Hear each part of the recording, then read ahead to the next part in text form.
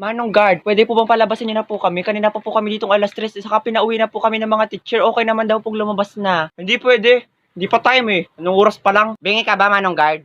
Kakasabi ko lang, ang pinayagan na kaming umuwi, nang gigigil ako sa'yo. Bakit? Yung teacher mo bang nagbubukas ng gate dito? Hindi naman, di ba? Kaya ako masusunod. Anong guard, nakikita mo to? Oh, lamunin mo, shoota ka. Kanina ka pa. Yan ang patunay na pwede na kami lumabas, may perma pa yan ng principal. Anong pakialam ko dyan? Ay, totoo ba yan? Hindi. Imagination mo lang yan, Manong guard.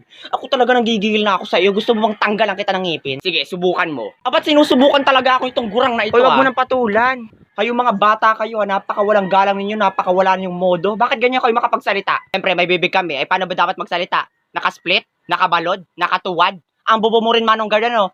Eh, saan ba kami dapat magsasalita? Sa kilikili o ayan, kausapin mo? Layo mo nga sa akin yan, baka may pasabog ka pa dyan eh. Kung may pasabog man dito, yung hininga mo na yon, halos nga lahat ng bagang mo bulok na eh. Baka nga tinutubuan na yun ng kamote.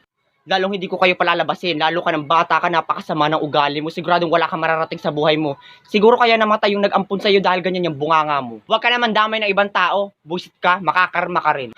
Hindi ako naniniwala sa karma. Manong guard, palabasin mo na sila. Sige po, ma'am. O, lumabas na kayo, mga buisit kayo. Buisit na guard yan, sakit sa ulo. Beep, beep! Oh my God, hala! Hala, nadagasan si Manong Jeric! Hala, totoo? Hala, kawawa naman.